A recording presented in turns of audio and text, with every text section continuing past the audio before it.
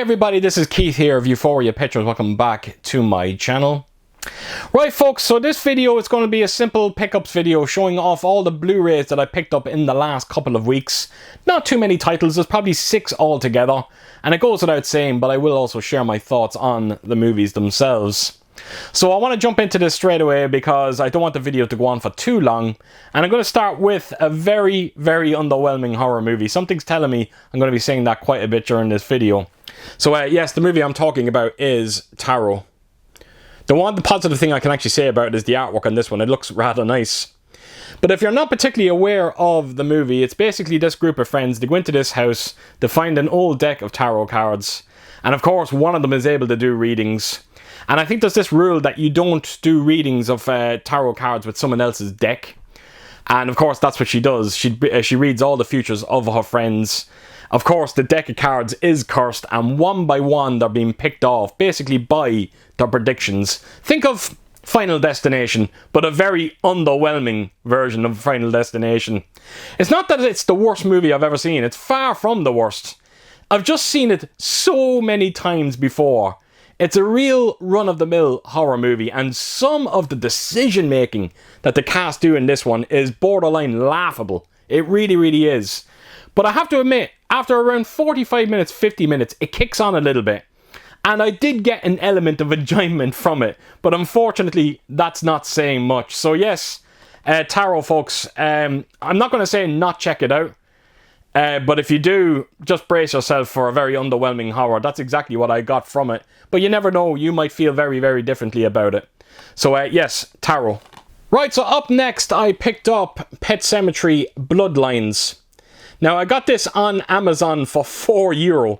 So I said to myself, screw it, take a gamble on it, even though I heard absolutely awful things about it. And you know what? I'm happy I took a gamble on it. Now, if you're not particularly aware of Sematary Bloodlines, it is a prequel to the original Sematary. I think it's a prequel to the remake one that we got. I think I'm right in saying that. And if you remember what in that movie, there's a character going by the name of Judd. And he basically talks about his first encounter with Sematary. And that's what this movie is about. It's covering those events. And I went into this thinking it was going to be an absolute raging pile of shit, but I actually got a lot of enjoyment from it. I felt it was a very faithful prequel to that original movie. And I don't regret my time with this. Now, the one thing I think carried me through is the cast, even though a lot of the cast was heavily underutilized, particularly the known actors, the likes of David Duchovny, Pam Grier, and Henry Thomas. But I don't know what to tell you, it is a run-of-the-mill horror movie. But I don't know, I enjoyed it. Maybe it's because my expectations were so low for it that I inevitably got some enjoyment from it. And I have to tell you, I am actually looking forward to checking this one out again. As a matter of fact, I might do a double bill with this and the remake and just see how it turns out. So, yeah, Sematary, you know what? If you can get it for €4, take a gamble on it, and you never know, you might get something from it. So, yes, Sematary. Right, so up next, I picked up I.S.S, or International Space Station. Now, if you're not particularly aware of this movie, it's basically about the International Space Station. It consists of American and Russian astronauts. And what happens is, nuclear war breaks out. And by God, you should see the planet. It's an absolute shit. It is. It really is. And of course, what happens? The Americans get word that they have to take over the ISS, or the International Space Station. And then the Russians get the same orders as well. And what you get in the end is a very uneventful movie. I am not kidding. And it's a shame when you consider how good the premise is. Check out the trailer to it. I think you'll be massively blown away by it. They actually used that song by the Scorpions, Wind of Change. And I don't know why, it just suits the trailer so well. But you will not believe how underwhelming this movie is. It lacks any kind of suspense. You don't particularly care for any of the cast either, or the characters. Just a very underwhelming movie to what could have been an absolutely incredible movie. But unfortunately, that's not what we got in the end. But once again, I would say that if you can get it cheap enough, I would definitely recommend giving it a go, just for the visuals. It is a very low budget movie, no question about it. But when you see some of the scenes, particularly outside the actual International Space Station, and when you see the planet and the way that it looks, it is a visual treat. And for that reason alone, I think it's worth checking out. But don't expect much more from it, unfortunately. So yes, I.S.S, a bit of a shame, that one. Right, so up next I picked up Sting. And once again, I was somewhat underwhelmed by this movie. Now, I didn't hate it. I just expected so much more from it. I heard so many good things about it, and it just didn't deliver for me, unfortunately. Now, if you're not particularly aware of this one, it's about this girl who comes across this spider. It's an alien spider, I might add. And she treats it as a pet. And the thing is, she starts feeding it. The more it feeds, the bigger it gets. And of course, it gets so big that it starts feeding on the residents of this apartment block. Now, the problem I had with this movie is it took way too long, and I mean way too long, to get going. And when it did, it just lost its identity. It didn't know what it wanted to be. But it is a bit of a shame, because I am big into kind of spider movies, even though I am terrified of spiders. But I didn't get that kind of, that kind of feeling that you get when you see spider movies, the likes of Arachnophobia. Even Eight-Legged Freaks, that kind of gave me the tingles every time I watched it. But this one was lacking. But the one thing I will say is, for a very low-budget movie, I think it's a very capable movie. It really is. The spider in particular looks absolutely incredible, particularly when it does get big. And you can see that a lot of it is done practically as well, so I have to give them credit for that. I just wanted a bit more from it. But look, it's a good benchmark right now. I could watch it a few more times, and hopefully it will grow on me. That's the hope anyway. Chances are it might. And I don't regret my time with Sting, and I definitely recommend checking it out if you are into our kind of creature feature movies or spider movies. So yeah, Sting, like I said, hopefully in time it will grow on me.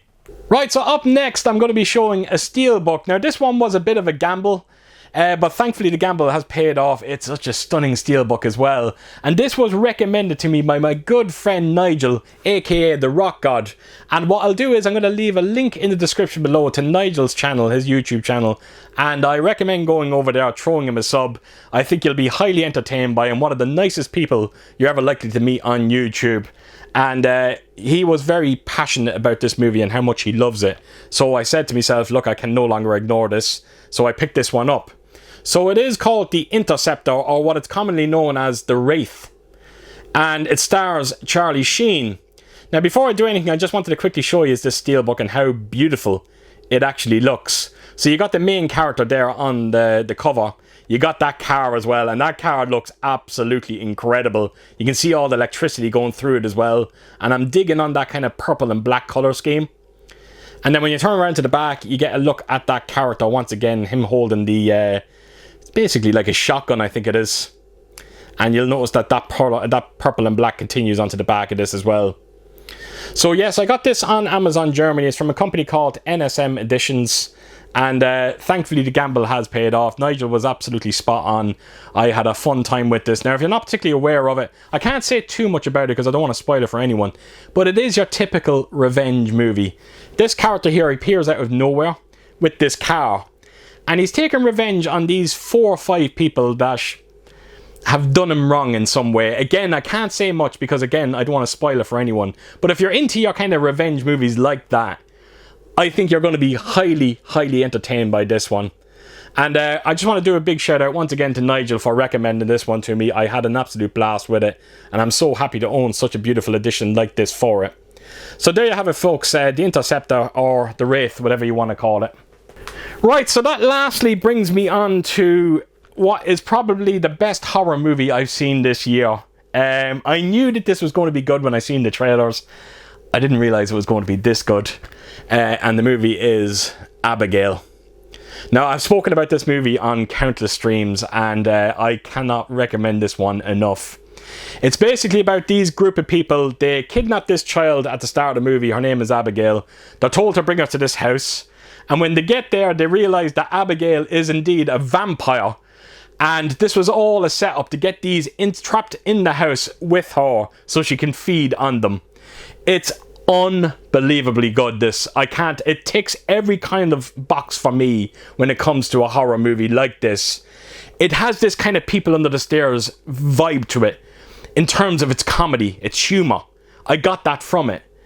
The cast is absolutely amazing as well. I have to do a big shout out once again to Dan Stevens. I haven't seen many movies by him, but every single movie that I've seen, he always delivers on a performance, and he is absolutely spectacular in this one. There's one segment that I want to just say, it's not going to ruin anything for anyone.